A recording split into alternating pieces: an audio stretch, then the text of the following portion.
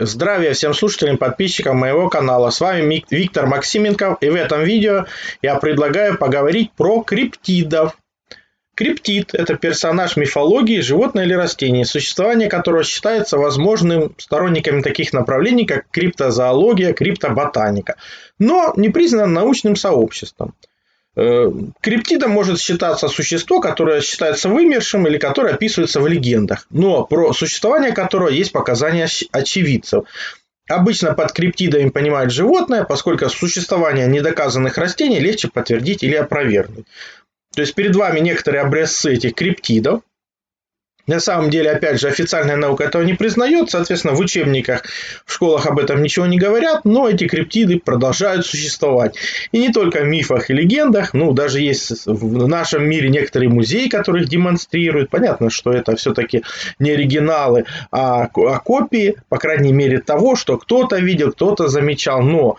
Я хотел бы показать вам это видео, ознакомиться, чтобы вы могли понимать, что, мягко говоря, в тех же школьных программах много белых пятен, потому что если бы пришлось признать существование криптидов, то многие бы научные теории, а теория это ничем не доказанное утверждение, просто бы не могли существовать. И то же самое происходит и с криптидами, так как они опровергают многие научные теории, ничем не доказанные, которые преподают в школе. Не только в сказках и легендах продолжают существовать, но и в нашем современном мире. И об этом куча информации в нашем недалеком прошлом. Поэтому предлагаю продолжить рассмотрение конкретных примеров этих криптидов, которые не просто жили, но действительно существуют и в наше время, либо в недалеком прошлом. Хотел бы обратить ваше внимание на компанию Синтезит и ее продукцию биоактивное железо, которое по всем проведенным исследованиям помогает увеличить количество стволовых клеток до 2 раз, активирует ген молодости, подавляет определенные раковые клетки. То есть происходит омоложение биохимического организма. Хотел бы познакомить с новыми исследованиями. Что мы видим слева? Эритроциты слипшиеся, они фактически не выполняют свою функцию, то есть не переносят кислород, питательные вещества, они выводят различные шлаки из нашего организма, а через час справа после приема синтезита все эритроциты разлиплись, то есть они начинают выполнять свою функцию, снабжать наш организм питательными веществами и очищать его от того, что нам мешает. От болезни системы кровообращения умирает в среднем 70% населения. А для тех, кто хочет убедиться, послушать отзывы людей, которые реально принимали синтезит, что им помогло восстановить, устранить, увеличить выносливость. То есть огромное количество факторов, вы можете ознакомиться, перейдя по ссылкам в описании под видео и приобрести этот инновационный продукт. Теперь переходим к рассмотрению вопроса по сути, потому что я вам хочу показать музей фантастических созданий от японского художника Хаджимера Амото. Он по достоинству занимает первое место в рейтинге самых странных выставок мира. Трехэтажное здание с 9 комнатами наполнено удивительными существами, драконами, причудливыми рыбами и насекомыми, которые собрали со всех уголков Земли. Понятно, что сведения о них собрали. Это не они, конечно, соответственно. Все ссылки на использованные материалы есть под видео, можно перейти, ознакомиться. Там действительно гигантская коллекция интересных созданий. Вот некоторые из них, я же говорю, по ссылкам, которые есть в описании под видео, нажмите кнопочку «Еще», и там есть ссылки на использованные материалы. Перейдите, ознакомьтесь, и вы сможете увидеть этих созданий из мифов, легенд, чем они отличаются, как они описаны, что именно, какие особенности они несут. И где это встречается. Но многие скажут, а зачем нам это надо, это все выдумки. Но то же самое говорили и про то, что не только выдумки, но и вымершие создания, например, та же самая латимерия. Ее не может существовать, потому что она вымерла 70 миллионов лет назад. А перед вами фотография с этой же латимерией, которая была сделана в 1938 году. И которая как раз потом еще ловилась 3 или 4 раза. И оказалось, она не вымерла, она существует и в наше время. Но это же тоже мифический персонаж, который вымер. То есть была, вымерла. Значит, уже можно отнести ее к криптидам. То же самое можно сказать и о динозаврах. Помните, знаменитое лохнесское чудовище. Много раз видят то, что мы бы называли птеродактилем. Вот там еще одна фотография из 25 апреля 1977 года. Тоже японский траулер выловил в море, океане, которое изучено всего-то на 3%, тушку динозавра, который вымер 65 миллионов лет назад. Но, о чудо, там сохранилось и мясо, и костная система, и как раз сосуды. То есть он не 65 миллионов лет назад вымер, а совсем недавно получается. Но для того, чтобы жить и развиваться, он где-то должен существовать. То есть мы ничего не знаем о мире, даже который нас окружает. И поэтому отвергать криптидов эти, которые мифические существа, но с ними же кто-то встречался, кто-то видел, не зря же появились эти легенды, я бы не стал прямо сразу. И опять же, когда мы изучаем ту же коллекцию этого художника, мы можем попасть вот на такой вот персонаж. И он, между прочим, тоже очень много раз описан в европейских легендах. То есть это как раз персонаж ящерицы, одной из рептилий, то есть одного из древних драконов, который широко распространен в Европе с древних времен. Обратите внимание, вот у него есть и передние конечности, и задние конечности, и еще одна пара конечностей, которые являются крыльями. То есть это как бы не характерно для многих живых видов, которые мы знаем сейчас. Но в прошлом они встречались, есть во многих, в том числе европейских источниках. Я тоже много раз показывал эти видео. Здесь много картин, там, карты древности, где существует огромное количество подобных драконов. Но нам об этом знать запрещено. Говорят, да нет, этого не может быть. Ну вот обратите внимание на рожки этого дракона. Он такой маленький еще. Но встречались и большие. Вот фотография подобного же дракона, только гигантского, которая была сделана в Китае. Потому что летом 1934 года в Китае около города Инкоу был найден упавший на землю дракон. Он был настолько ослаблен, что не мог открыть глаза. Его хвост был согнут, а шкура начала ссыхаться. Для того, чтобы облегчить его страдания, местные жители смачивали тело дракона водой, а спустя несколько дней он также исчез внезапно, как и появился. Но не прошло и месяца, как селяне почувствовали смрадный запах. Вдруг они обнаружили в зарослях именно полуразложившиеся останки дракона. Фотография удивительной находки была опубликована в местной газете. Чем она меня привлекла? Ну, вот эти рожки, только, конечно, побольше, дракончик побольше. Это прежде чем кто-то скажет, что это там фотошоп или еще. Это 1934 год. И вот именно так выглядит эта заметка. В худшем качестве это заметка в газете. Дракончик, которого видели живым, а потом нашли уже его останки. То есть, где он живет? Что это за вид? Ну, пойдите в биологию, попросите их описать это. Или это динозавр, который вымер 65 миллионов лет назад, ну, бац, и появился. Ну, поймите, нельзя жить там одной паре. То есть, это должно быть целое собрание этих живых существ, потому что они бы просто генетически выродились. Что это такое, откуда приходит, откуда появляется, никто нам не сообщает.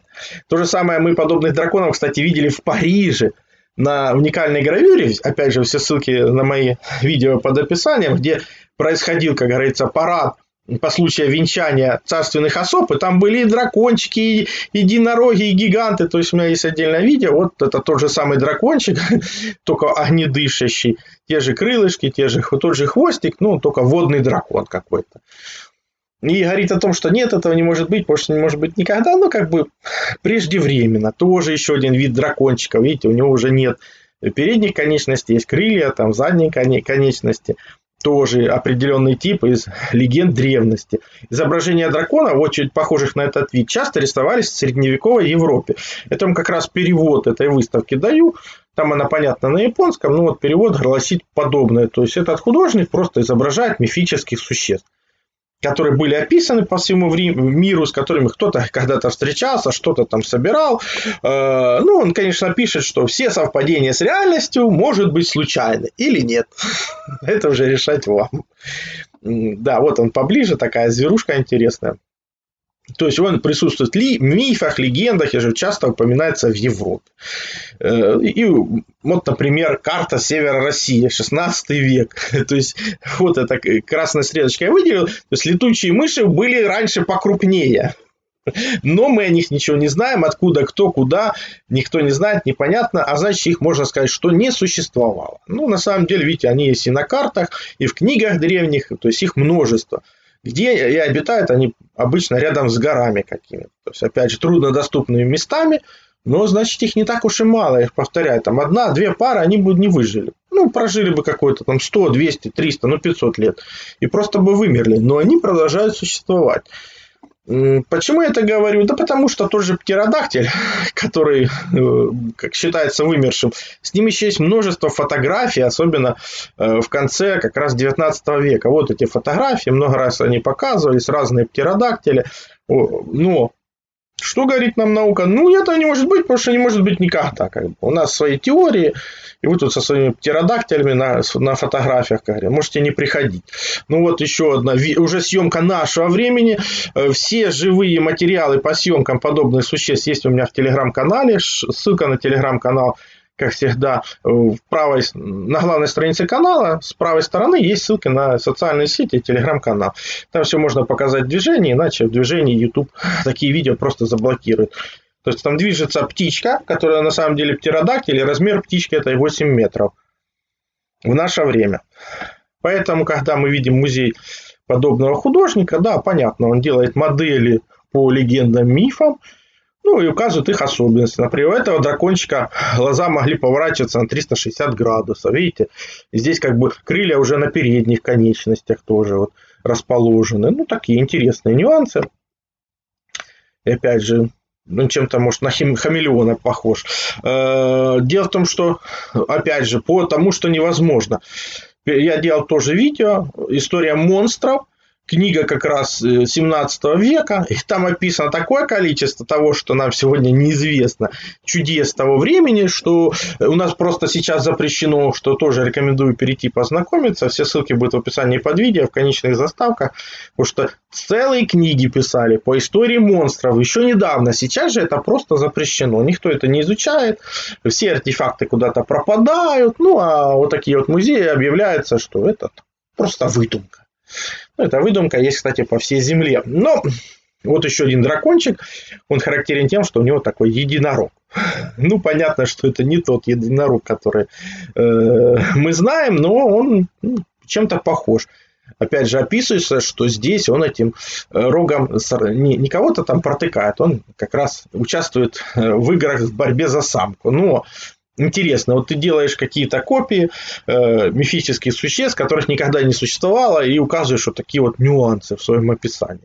Или просто берешь мифы и легенды и просто делаешь по ним подобные модели. Вот он поближе предоставим, потому что он дракончик единорог.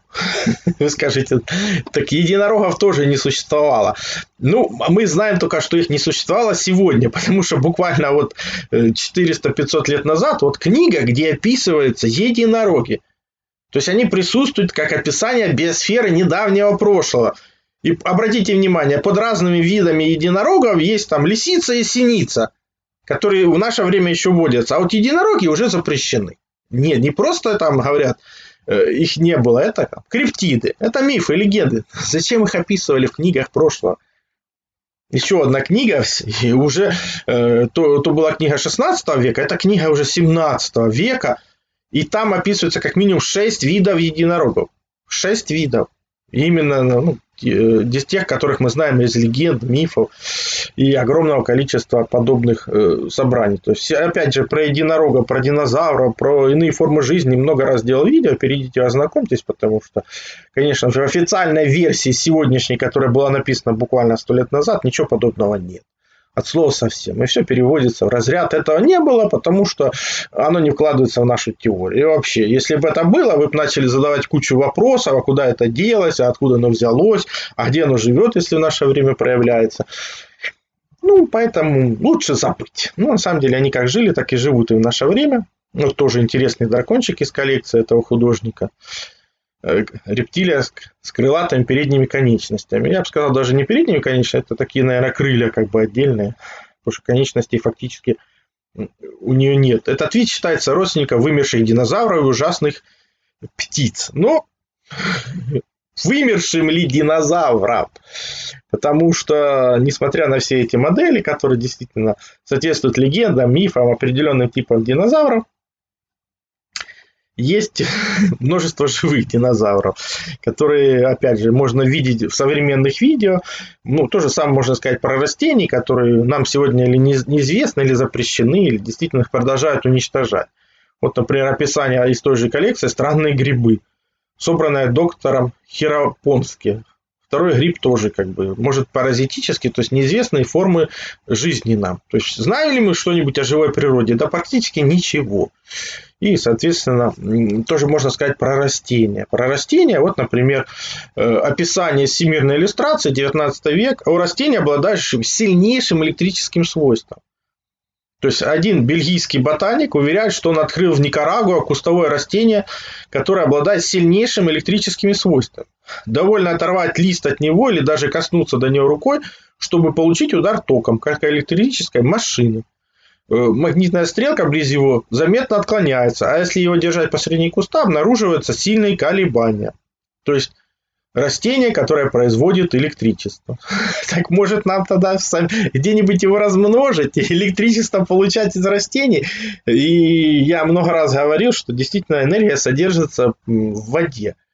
То есть ее можно брать из воды, соответственно, вода есть и в растениях, почему нет?